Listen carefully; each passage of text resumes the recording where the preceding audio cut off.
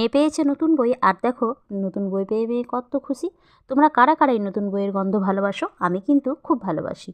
আর কিছুদিন পর মেয়ের স্কুল শুরু হয়ে যাবে, আর স্কুল শুরু হয়ে গেলে কিন্তু সেই আবার পুরনো রুটিন। কিন্তু তার মোটেই একেবারে পুরনো রুটিন একেবারে পছন্দ নয়। তার কারণ হচ্ছে তাকে সকাল সকাল আবার ঘুম থেকে উঠতে হবে, আর শীতের মধ্যে সে সকালে ঘুম থেকে উঠতে একেবারেই পছন্দ করে না। তারপরে তো আছে স্নান খাওয়া, যেগুলো ওর একেবারে পছন্দ নয়। কিন্তু দেখো কী আর করবে বলো, স্কুলে তো যেতেই হবে। আর এদিকে মেয়ে বলছে, মা দেখো এতগুলো ছুটি কীভাবে পেরিয়ে গেল, আমরা তো বুঝতেই পারলাম না।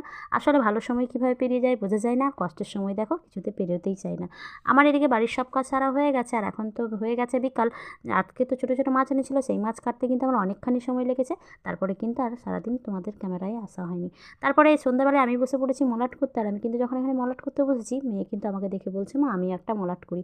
ও যখন এত উৎসাহ নিয়ে বলে, আমি কিন্তু ওকে কোনো কিছুই না বলি না।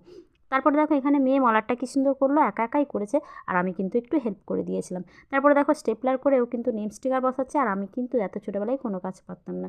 তারপরে দেখো কী সুন্দর করে নেম স্টিকারটা কেটে বইয়ের মধ্যে বসিয়ে দিল।